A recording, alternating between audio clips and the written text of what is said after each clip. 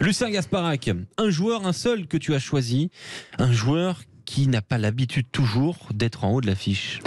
Alors, quitte à refaire le portrait d'un joueur All Black, n'ayons pas peur, autant s'attaquer aux plus costauds.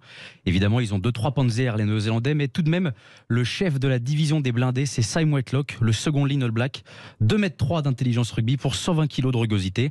Alors rapidement, qui est Sim Whitelock ? C'est un monument du rugby mondial. À 34 ans, il entame sa 4e Coupe du Monde, après celle de 2011, 2015 et 2019, et sa 15e saison en professionnel. Il y a un côté Michel Drucker chez ce joueur, il est inarrêtable, et il est toujours titulaire indiscutable, personne pour le remplacer, un monstre sacré. Oui, on comprend tout de suite qu'il va y avoir fort à faire pour son vis-à-vis bleu, c'est Thibaut Flamand. Oui, il y a une belle bataille de costauds qui nous attend, et même pour toute l'équipe de France. Sim Whitelock sera comme d'habitude au rendez-vous. Whitelock, c'est le joueur que l'on voit peu, mais qui est tout le temps là. Et quand il est absent, ça se ressent. Un peu comme Maxime, le réalisateur de l'émission. On l'entend peu, mais s'il n'est pas là, rien ne marche.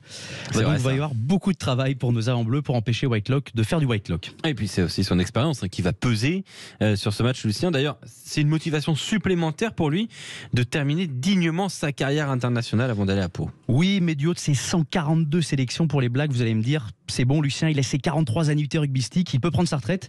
Mais non, Samy fait de la résistance. Après être allé garroyer sur tous les terrains de rugby, après avoir joué avec les joueurs les plus techniques de l'histoire, après avoir remporté tous les trophées, si ce n'est le qui je suis, je phare de l'émission au cœur de la mêlée, 0826 300 300 pour participer.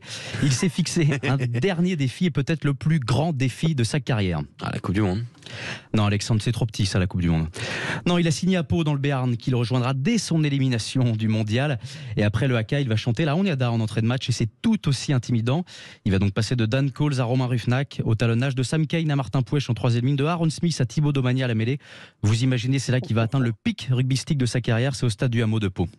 Ouais, quand même, c'est un peu dur, Lucien. Ah non, après avoir fait don de son corps. Et son frère. Et oui, on y arrive. Après avoir fait don de son corps pour gagner des matchs contre les Sud-Africains, les Australiens, les Lions britanniques, il va pouvoir faire la même chose contre Castres, Perpignan, Bayonne.